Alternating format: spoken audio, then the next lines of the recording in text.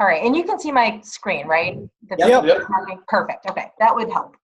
So with people-based marketing, the general idea behind it is that we have identified a way to deliver a custom digital ad campaign to each person that we identify within a target audience that's specific to the people who you're trying to reach in your specific market.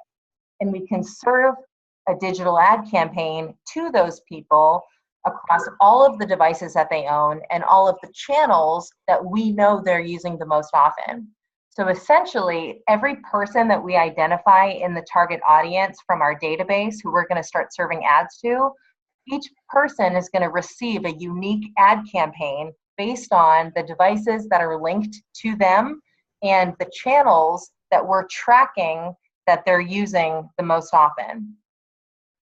So everything that I just said is described in more detail on this slide. And I feel you right now. I hate looking at slides that are full of a bunch of words, but I put this in here just so that we can send it to you after the call in case you want to get a refresher or get a little bit more information.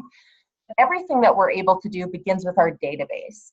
So Cumulus has built up a massive consumer database, contains over 200 million consumer and business records in it.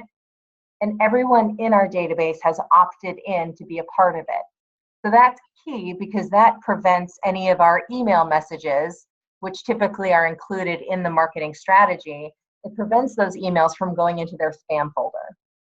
The other thing that's really important is that we're not paying for our email list or for the consumer records that are in our database. We're not buying any of the data. We build it up from scratch through direct partnerships that we have with other key data companies.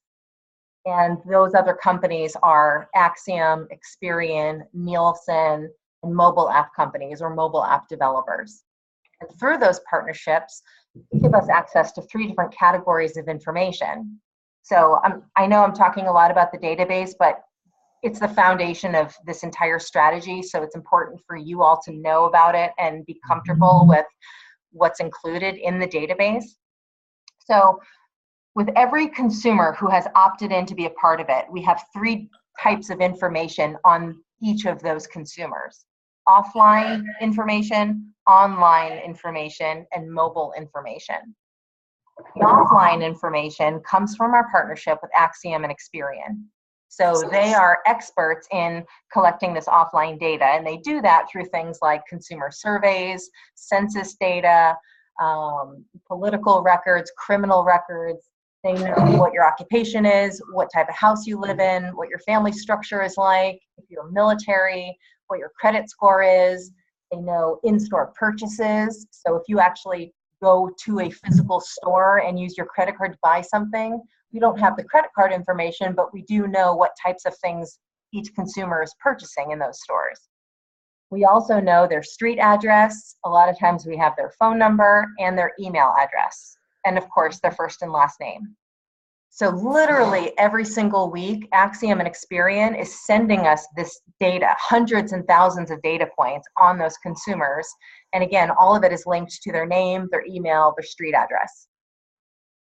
So then we get the online data, and we get that through our partnership with Nielsen. Nielsen is an expert at analyzing cookie data, and I'm sure you guys know this, but cookies are, they're basically tracking mechanisms that are in every browser. So every time somebody uses the internet to Google something or use Bing to search for something, every website you visit, everything you do on social media, everything you purchase from an online store, articles you're reading, blogs you're following, all of that is tracked through cookies. Every week, Nielsen is sending us that data on each person, and it's linked to their computer or laptop IP address, and it's linked to their first and last name, and it's also linked to their email address. So we basically use the name of the person and the email address to link all of this data together. So we know their offline information, their offline profile, their online profile, and then the third piece is the mobile information. And this is another big differentiator for us. Not a lot of marketing companies have figured out a way to collect mobile data on consumers and then pair it to the offline and the online information to create a really robust profile. But with The mobile data, we get that from mobile app developers that we have direct partnerships with. And not a lot of consumers realize this, but every time you download an app on your phone, the mobile app company gets an inside look at what's on your phone. So we know every app each consumer has downloaded on their phone, and we know how often they're using each app. We also know their unique mobile device ID, and of course, their name and their email address. So every week we're getting information about the mobile data, and we pair that with the offline and the online data. So this information is beneficial for two different reasons. The first is it improves our ability to target extremely narrowly. So if you want to target people that have a certain app on their phone, or if you want to target people who drive a certain kind of car or already own a certain kind of car, or people who have a certain credit score, people who earn a certain household income, people who have been browsing relevant websites in the last 30 days, people who have been following automotive blogs. We can look at all of those things and make sure that the people we put in our target audience for you are extremely relevant and without a doubt doing the behaviors and actions recently that tell us they belong in the target audience and they are a relevant person who would appreciate learning about your offer or your advertisement. The second thing that the database does for us is it allows us to serve ads in an extremely efficient way. So we're not wasting any ad impressions. And the reason for this is because we know every device that's linked to each person. We know their laptops, we know their desktop computers, we know their smartphones, their tablets, their Kindles. We know every device that each person has and is using on a daily basis, and we know what they're doing on each of those devices. So if we want to send social media ads, You're scaring me. am I scaring you or did something happen? No. We were just scared that you know. Yeah. Okay. Yeah, I usually get that reaction about this part of the presentation. So anyway, you get the idea. But the database is key, and it's so we're very protective of our data. We're very proud of our data, and we've really focused hard on the database for years, building it up. And we didn't introduce people-based marketing to our clients until now because we really wanted to make sure that the data was good. We had enough of it to create smart and effective advertising campaigns. And now we've been able to do it over the past few years, and it's worked incredibly well. So this last sentence, or the last two sentences on this slide that you're looking at, to me are very powerful. And again, it tells you we can deliver a customized digital ad campaign to each individual person within your target audience. And we are no longer focusing on the channel, we're focusing on the audience. And that is almost always the light bulb moment where I know as an agency or an auto company, you're probably very familiar with people coming in and pitching you the latest and greatest digital product, like, video pre-roll or the latest social media network or geofencing or this or that. And everybody tells you that you've got to be doing this latest thing for whatever reason. But the reality is, it doesn't make sense to serve ads on just one device or on one channel anymore. The average consumer today owns 3 to 4 devices, and they're using all of those devices throughout their day. So it really makes sense to be able to identify when they're using those devices and how they're using those devices and make sure that we're taking advantage of that and hitting them with advertisements at the right time, on the right device, and on the right channel. And we can do that. By the way, this slide I just skipped over talks more about the offline, online, and mobile information, which I already explained to you. So I'm just going to skip over it, but it will be included in the deck when we send it to you later on. So if you want to go back and refresh it, you can do that. The statistic at the bottom here shows that multi-channel and cross-device ad campaigns tend to show a 24% higher ROI versus single-channel campaigns. So again, it's proven to work, and I will talk a little bit more in a couple minutes about the ROI and how we're actually able to prove that it does work better.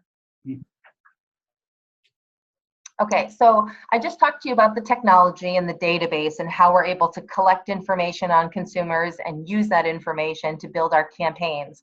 Now I'm going to show you what an actual campaign looks like when we put it together.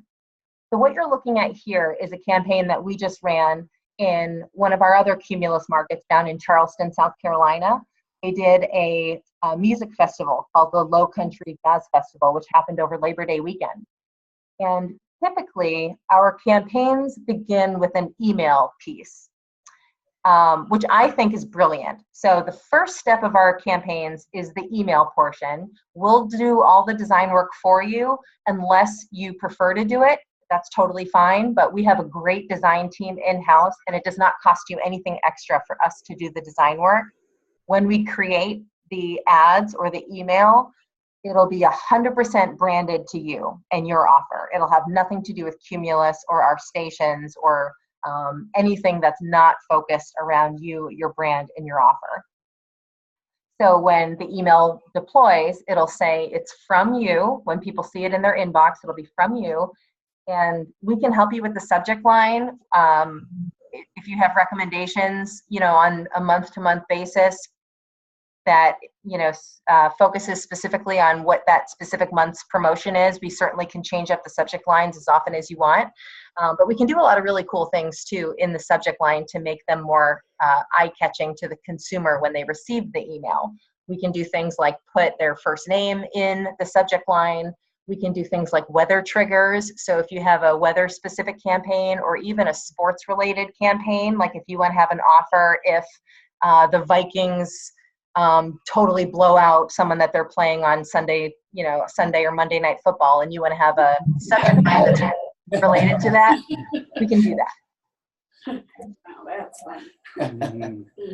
So typically within 5 days of deploying the email, we'll send you a report. You'll get several reports along the way as we're building these campaigns for you or executing these campaigns. So the first report that you'll get is the email report, because again, that happens just 5 days after we deploy it. Typically, after just 5 days, we see anywhere from an 8 to 10% open rate, which is extremely high when you consider that it's an acquisition campaign. We are not emailing your current list of customers. So we're trying to reach a new audience, people that are not currently doing business with you. And for example, let's say we send out an email to 45,000 people. Within 5 days, you could get 4,500 people to open your email and read about that Labor Day sale or Veterans Day sale or whatever it is you're promoting. Carolyn, excuse me, the size of the list, that just depends on kind of how targeted we go. And exactly. Yep. So yeah, so basically, and I'll talk about that in a minute. So once we find out who specifically you're trying to reach, because again, it could be, you could give us a few different scenarios. You could say, let's target everybody who lives in this zip code, who has this credit score, who is a previous Chevy owner and earns at least $100,000 a year. Or you could say, let's target everybody within a 20-mile radius who's a current auto intender, who tends to be a risk taker and has a lot of pricey things that they own, like a big house, a swimming pool, maybe they've got a motorcycle or a dirt bike. And a lot of auto dealers that I work with will do things like that if they're trying to push a specific car, like a sports car. So you can target all different kinds of ways. There's over 500 different categories that you can target by. And the first step is always identify the target audience, see how many people in our database match that audience, and then we build the campaign around that. So it could be 35,000, it could be 75,000 people. Makes sense. One other thing that I want to mention about the strategy, because I really love that we kick off the campaign with email marketing, and I think it's great for a couple of reasons. First reason is with email, consumers find it to be a non-invasive form of advertising. It's not annoying to them because it's their choice to look at it. So by serving an email to somebody, an email, by the way, it's not going anywhere. Email has been around forever, and I don't know anybody who doesn't check their email at least once a day. So that's why the open rates tend to be really high. You're guaranteed to get a strong start to your campaign, And the consumers are going to be much more willing to engage with what's in your email because you didn't slap them in the face with it while they were trying to do something else on their computer or on their mobile device.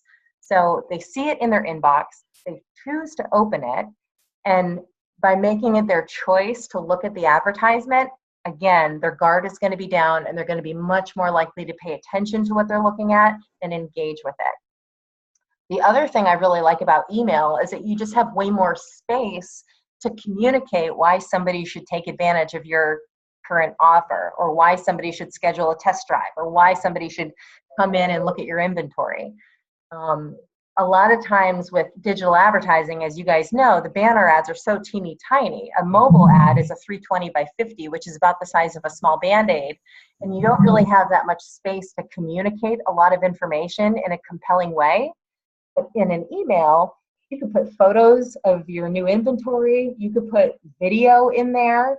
You could put a lot of different offers if you want to focus maybe on your service department or your new inventory or your new inventory. You can do all of those things all in one email. Customer testimonials. You could highlight one of your your employees. There's so much you can do within an email that you just don't have enough space to do in other forms of advertising. So for those reasons, I think it's a great way to hook the consumer. You get their attention and you hook them. Immediately after we deploy the email, then we start serving multi-channel ads, which means we're going to hit the exact. Sorry, did you guys have a question? Nope. Okay. So after we send that email, let's say again, we send the email to 45,000 people. That same audience of 45,000 people are then going to start seeing banner ads served at a high frequency across all of the devices that they own and all of the channels that they use the most often. And those channels include mobile websites, mobile apps, desktop sites, mobile apps, Facebook and Instagram feeds. It can include video pre-roll, native advertising. I think I hit all of them. Yeah. So this is really good. It's basically like a 1-2 punch. So you send that email out. Within 5 days, about 10% of the audience is going to open it and see it. But then throughout the next 30 or so days, we're going to be hitting that same exact audience over and over again on Facebook, on Instagram, on apps, on sites that they visit on a daily basis. And what that does is it reminds those consumers that we're targeting to go back and visit the email or pick up the phone and call you or visit your website or whatever it is that you're trying to get them to do as your call to action. It increases the chance that they're going to do that. So basically, we're creating a really intimate environment where we're really focusing on that target audience, and we're not just setting up several different completely unrelated campaigns. What a lot of advertisers are doing is they might do an email campaign, and then they might go to Facebook and plug in their target audience to do a Facebook campaign, and then they might do a geofencing campaign and serve their ads through mobile apps. But each of those things has a different target audience, and there may be some overlap, but you're not really guaranteeing that you're hitting the exact same group of people at high frequency.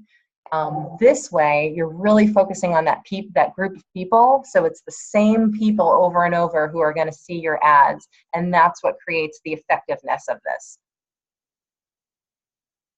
Any questions so far? Nope. Awesome. All right. Okay, so there's 3 steps to building a campaign. The first step, as we were talking about earlier, is identify the target audience. And there's over 500 different categories in which we can do that. I went ahead with Gwen's help and pulled just a couple examples of a target audience that we could focus on for you. The first one focuses on the entire Minneapolis DMA. And we targeted adults 35 to 64 who are married with children, have at least a $60,000 household income, and they're likely to have a credit score of 650 or higher, and they are currently auto intenders. And within the Minneapolis DMA, we had 89,790 people in our database that fit that specific description. Another example is we can focus on a 10-mile radius around the target zip codes that Gwen provided for us. And people who live within 10 miles of all of those zip codes, who are 35 to 64, married with children, household income of $60,000 or higher, likely to have a good credit score, and our auto intenders. We had 32,900 in that specific target audience. What does auto intender mean? They're just in the market to purchase a new vehicle? So an auto intender basically means that they have done 3 or 4 recent behaviors or actions that suggest they are an auto intender, which I'm glad you asked that, because a lot of other... like a survey and a sample size of like 50, it's actual on their behavior. Yep, it could mean that recently they've applied for an auto loan, or maybe they have an app on their phone where they are trying to contact an auto dealer, or maybe they're researching cars to buy, or maybe they've Googled specific cars that they're interested in buying.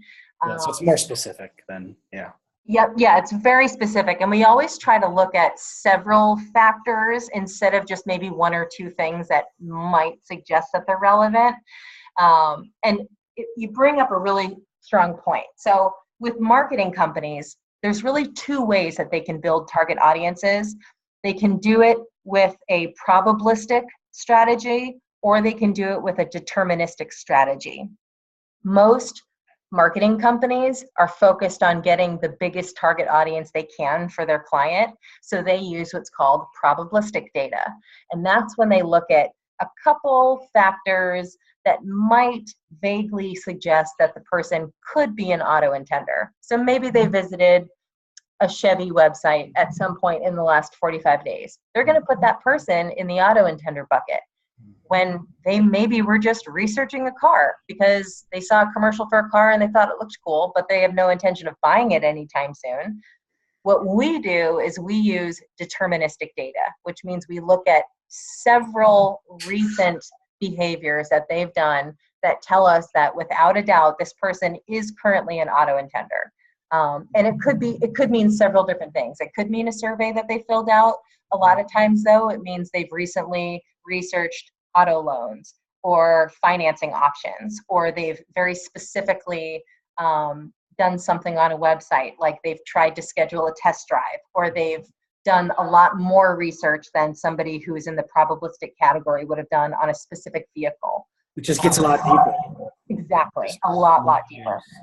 Is there any way to know if maybe they already bought a new car, so they're kind of out of our target audience now? That's a good question. So, I mean, if they buy a car in the last week, we're probably not going to find out that quick. But if we do a month-to-month campaign for you, every 30 days, we will pull a new count. So every 30 days, if somebody did buy a car the last month, they will no longer be in the target audience. But, I mean, we can't know for sure. Like if somebody bought a car yesterday, we're probably not going to know about it that quick. So there may be a little bit of overlap there, but typically it's not an issue. Yeah. Okay, that's good to know. Thank you. Yeah, so one thing I haven't talked about yet, which is very important, is how we measure the results. So there's several different ways that we can prove the ROI of our campaigns that other companies don't really offer. So in addition to the standard reporting that we'll send you, which includes, as I mentioned earlier, you'll get that email report within 5 days. Also, with those multi-channel ads, we'll send you a report that shows you how many impressions were delivered, how many clicks, what channels people were using, when they saw the ad and clicked on the ad. In addition to the standard reporting, we'll send you a match back report. And for me, especially with auto, this has been hugely beneficial. What the matchback report means is we will literally send you an Excel document that gives you the names and the street addresses of every single person who received our advertisement. So again, if your target audience includes, let's say we go with the 89,790 people, we'll send you an Excel document that contains all of the 89,790 names. So that when people are visiting your dealership and purchasing cars at the end of every month, you can take those new customers, the names of the new customers, and match it back to our Excel chart and have black and white, crystal clear proof that our campaign sent people to your dealership who purchased a car. And it's also their home address also?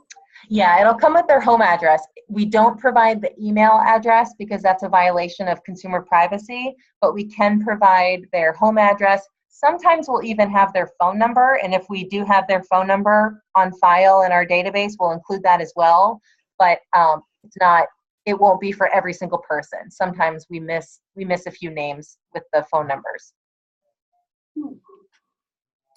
Other things that we can do are foot traffic attribution. So if you don't want to keep track of the names of the people and you just want to know that we're driving people to your lot or to your dealership, what we can do is actually set up something similar to a geofence around your dealership. And what that does is it'll track the people who see our advertisement. And by the way, it doesn't even matter what device they receive the ad on. Let's say I'm using my laptop computer and I receive that email message, and then I start seeing ads on social media as I'm using my laptop. But then I take my mobile device and I throw that in my back pocket when I go to your dealership. We'll still be able to track that person as somebody who received the ad and then physically showed up to your lot. And the reason for that is because we have every device linked to the person. So we can track if somebody sees an ad on one device, and as long as they bring their mobile device, which everybody brings a mobile device, if somebody brings their mobile device to your dealership, we can track that.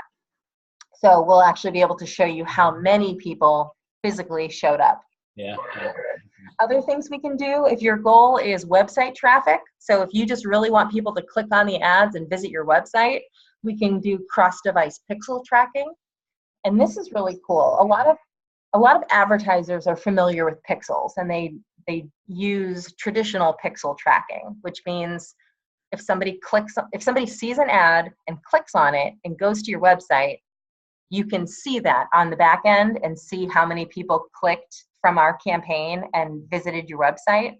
But today, the reality is that consumers are so busy and they have so many different devices that a lot of times people will see the ad and they're interested, but they don't have time to click on it right there in that moment. So what they do is they'll see the ad, they'll acknowledge it, and then they'll just remember to go later and visit your website either the next day, later that evening. And most of the time they do it from a completely different device. Especially if I see your banner ad on my mobile phone, I might wait and use my desktop computer and just visit your site later on so that I can see it on a bigger screen. And that's what cross-device pixel tracking can do. So even if somebody sees the ad on one device and waits and doesn't click on it at all, but later still ends up going to your website, we'll still be able to track that and give credit to the campaign for driving that person to your site. Finally, the last thing that we can do for you is we can set UTM parameters. So if you're a business that uses Google Analytics to measure your website traffic and find out where the traffic is coming from, we can set UTM parameters, which will clearly label the traffic that our campaign is sending to your site. So that when you log into Google Analytics and you look at your website traffic sources, you'll see, this many people came from the Cumulus Media campaign from October 2017, the email marketing piece. So it'll very clearly tell you where your traffic is coming from. So this slide is a recap of the things that I've already mentioned, but we have several major differentiators that make this people-based marketing strategy so powerful and so unique. The first thing is that database. The fact that we collect, we cross-check, and we verify 3 types of information on each person means that our database contains more information on each person, and we're able to target a lot more efficiently and then serve the ads a lot more effectively from that database. As I mentioned with the audience targeting, most companies will use probabilistic targeting methods, and we always make sure that we use deterministic methods so that we target on a much deeper level and in a much more accurate way. The cross-device and multi-channel ad serving, how we can identify every device that each person in your target audience owns and the channels that they're using the most often. So, if Matt is a person who tends to be a huge sports fan and he's always on his ESPN app, or maybe he's got a Vikings app or some other app, Minnesota Twins. Maybe he's following specific sports teams through apps on his phone, and we know that about him. We will serve his ads on those apps on his phone. If Tim is a person who loves social media and he's on Instagram throughout his day, looking at Barstool Sports and other Instagram networks that he's following, we know that about him, and we'll serve him his ads on Instagram. Mm-hmm. If I'm a person who uses my desktop computer to browse the internet on my lunch break every day, I will see my ads that way. So that's a huge key in building successful campaigns. And then the last differentiators are the the 4 ways that we can prove the ROI through the match back report, the foot traffic attribution, the cross-device pixels, and the UTM parameters. Is there a way to stop serving ads to someone if we're not getting a response from them? We can certainly block. Yeah, if you can let us know. I was just curious if you're hitting someone over and over and over and over again, and then it's just not, I guess they're not clicking on something, or if they're not following through with anything, with opening, if it's eventually a waste. I mean, I get that people are, might not just be in the market at that time. So, 2 months down the road, they're going to be in the market. So it's still nice to, reach them on that branding aspect. But just curious. So just a question that came to my head. Yeah, it is a good question. It's just tough because a lot, like, as I was mentioning earlier, people might see the ad, but not click on it. But then they still might go to your dealership. So right, yeah, no. People react in such different ways. Plus, advertising plays off each other. So if you're doing digital and you're also doing a radio campaign and you're also doing TV or billboards or something else, a lot of times it all works together to just drive that brand awareness and that top of mind exposure. Mm-hmm. So we probably could do it. I just don't know if I would recommend it. Yeah, no. Right. Yep. Well, what we found is people opt out if you're sending them irrelevant information. Yeah, and if they opt out, they totally will not be on our in our target audience anymore. And that's why if we do, like, let's say we do a 6-month or 12-month campaign, every 30 days we'll re-pull that target audience count so that if anybody did unsubscribe or if we got any bounce backs for whatever reason, those people will be removed. Yep. All right. Makes sense. All right. So I'll just keep going. So all I'm showing you now, the last couple of slides I've got are some case studies for other auto dealers that we've built campaigns for. This was a Ford campaign. So you can see this was for, it looks like they were doing some sort of barbecue or cookout on site. And maybe it was June 17th. Maybe it was for Father's Day. I'm not really sure what this specifically was. What holiday this was promoting, but do you see a lot of them based around events? Yeah, I would say so. It seems, well, maybe not an event, but it seems like a lot of dealers tend to have like a Memorial Day sale, a Labor Day sale. The next case study. June 17th was the Saturday before Father's Day. Yeah, I know Father's Day is right around that time. So it probably, that makes sense. It was probably maybe a father's appreciation, but it also was talking about how it's an appreciation for active duty, military, and veterans. So anyway, they clearly were just trying to get people on their lot to push their trucks. And I think that was a really good strategy. If you can, I always say, if you can give the consumers a benefit or an incentive, those work very, very well. So, if you can have music and food at your dealership when you're trying to do some sort of, free test drives or something like that, I think that definitely works well. Here's another strategy. So this is one of my favorite case studies that favorite experiences that I've had with an auto dealer. This was a campaign I set up for one of my clients in Wilmington, Delaware. It was for an Audi dealership that we did last summer. And we targeted every auto intender within Newark, Delaware, Wilmington, and Dover, Delaware. We had 42,824 people in our database who fit that specific description. And they were just promoting the Summer of Audi sales event. So it wasn't a specific weekend thing. It was actually an ongoing Summer of Audi. So it went for 3 months.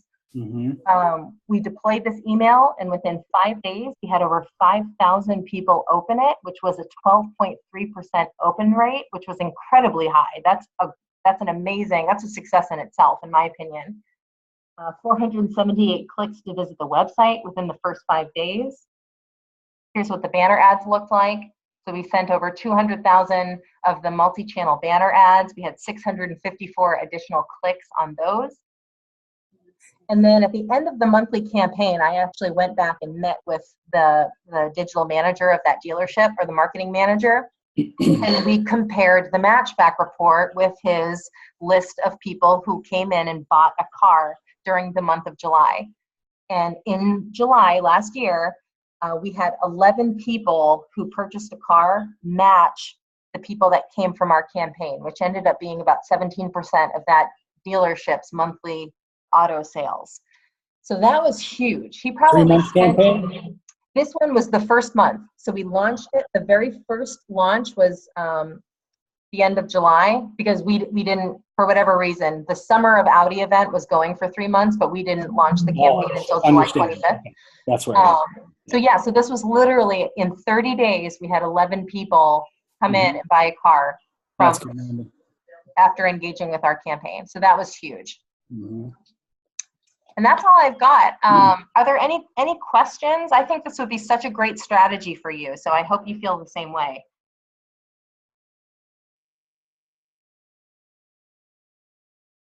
Did I lose you, or just no questions?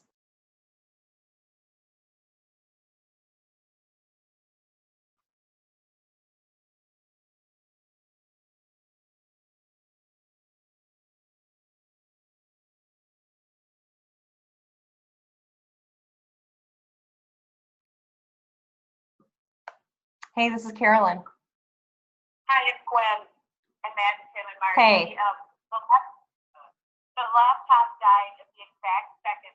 Okay, yeah, I just noticed that all of a sudden you guys left. I was like, wow, that was quick.